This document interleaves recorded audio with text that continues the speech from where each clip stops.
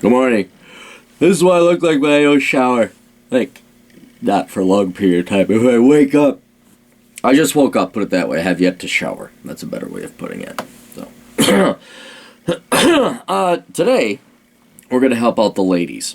Because Lord knows you need help. Well, men need help too, but the ladies do.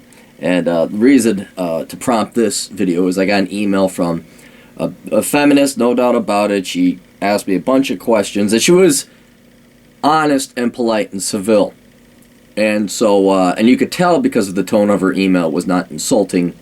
She was genuine, she was sincere. And then when I responded, I was genuine and sincere as well. So it's kind of a rarity. Now, what was interesting, though, is in her email, it was your standard brainwashed talking points that I really don't understand how humans can get brainwashed so much. Maybe a psychologist can explain to me. Maybe I just have a ferociously independent mind and resilient to attempts to brainwashing. Maybe I just hated my teachers and knew something was fishy to begin with at the age of 5. I don't know.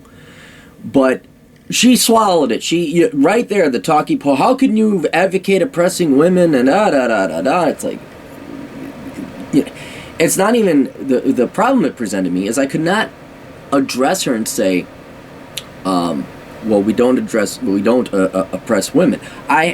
In order to have any kind of progress and any kind of advancement in that conversation, I had to deprogram everything she thought was right that was wrong, and then reprogram. But by that time, whether they, one, believe the deprogramming of the brainwashing, and then also believe what you're rebuilding them up as to how it is in the real world, it's a painful process, and 9 out of 10 times, the deprogramming doesn't even work, let alone the rebuilding or the re-education or the informing.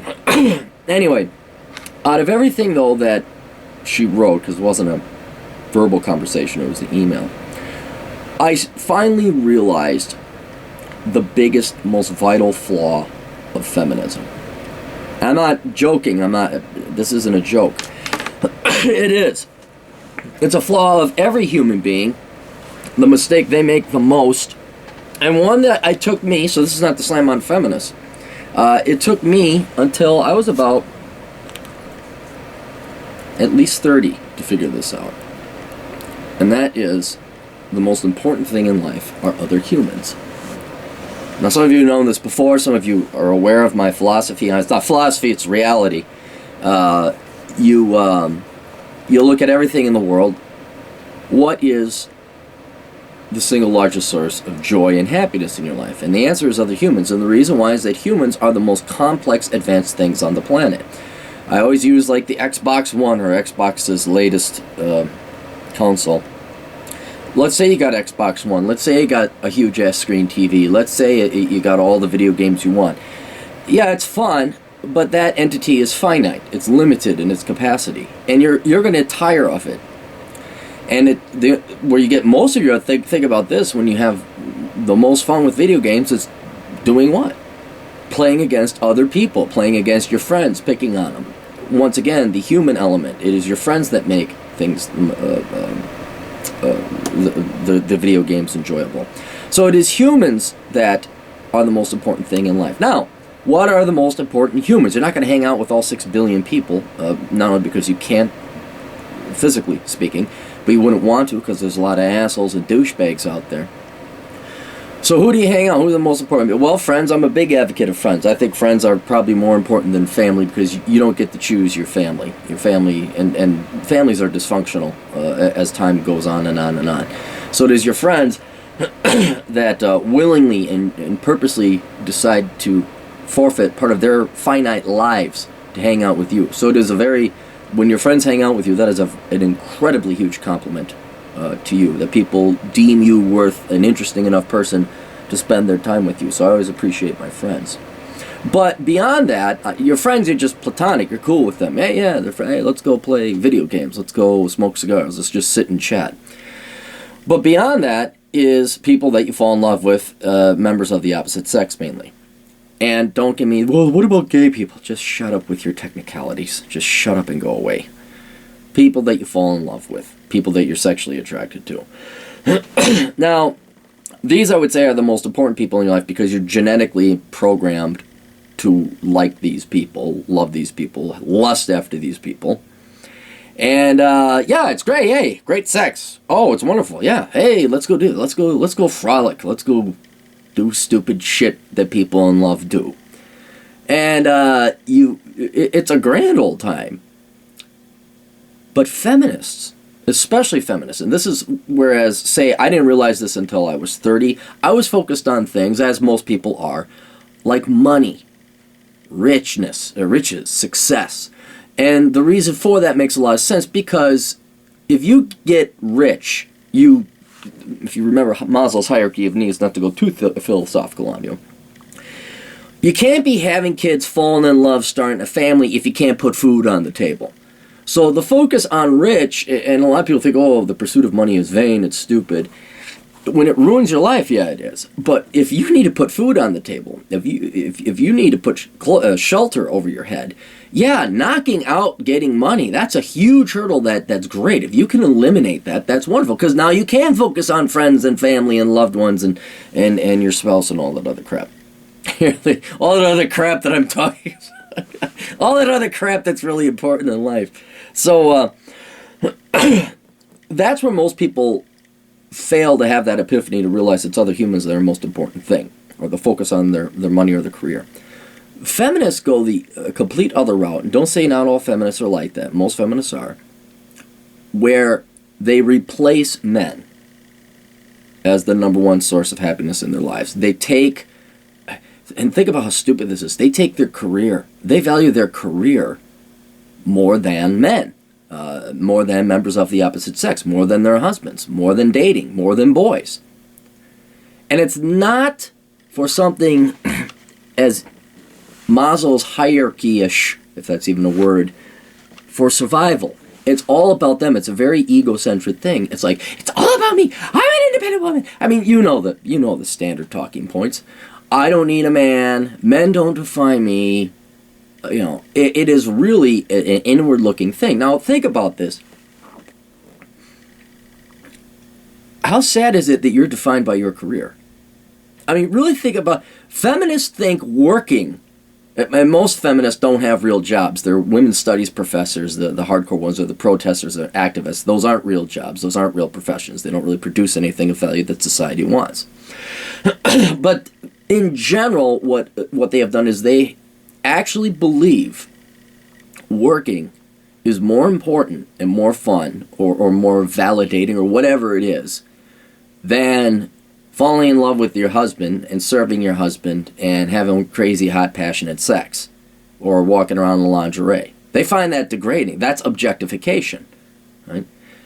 It's more important that they have this career than they raise their little kids. Their kids should be outsourced to the state. Their kids should be outsourced to daycare. I mean, ask one feminist if they think they should stay at home and homeschool their kid. Good Lord, no, their career is so much more important. And it's a very sad existence, and this is the point I'm trying to make, where it's the vital flaw, where you throw away what is the most important thing in your life, or things in your life, and that'd be, I presume, your husband and children, and they have friends, but they throw that away and then define themselves by things that are inferior. I'm sorry, I'd rather be defined as by my friends. Like when the eulogy, when I'm dead, I want all my friends and my Cappy Cap readers to show up and say just what an asshole I was. Let me tell you about this son of a bitch. But think about the feminist eulogy. Who's going to show up to speak? Aside from other feminists to say what a great feminist she was and what a great career she had. Right? It's sad not to be defined by other human beings. Because your career doesn't care about you. Your career is not sentient.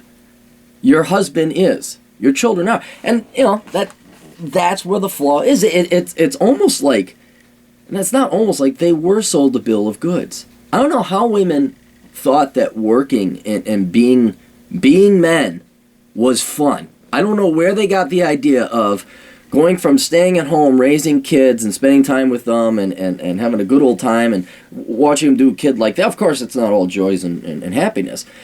I don't know where they thought that sucked, And that, yeah, let's go work in the coal mines. Of course they don't, but I don't know what they were thinking. Like, yeah, let's go to school for 6 years and then become lawyers and do all this. Not to offend my female lawyer friends, but I don't know where that came from. How'd you fall for that? Really? So now, in a weird sixth sense, they are defined by things that ultimately do not matter in life. They are, if they haven't already, they're quickly wasting their youth, not having kids, not spending time with their husband, not getting all freaky. That's another thing. I'll never understand that. I will never understand that. Why sex? Why are feminists so anti-sex? Why is it the incapacity to be selfless and think about somebody else and enjoy that? I don't know. I don't know what that is. I really don't. All sex is rape. I mean, not all of them advocate that, but you can understand there's some mental damage going on there.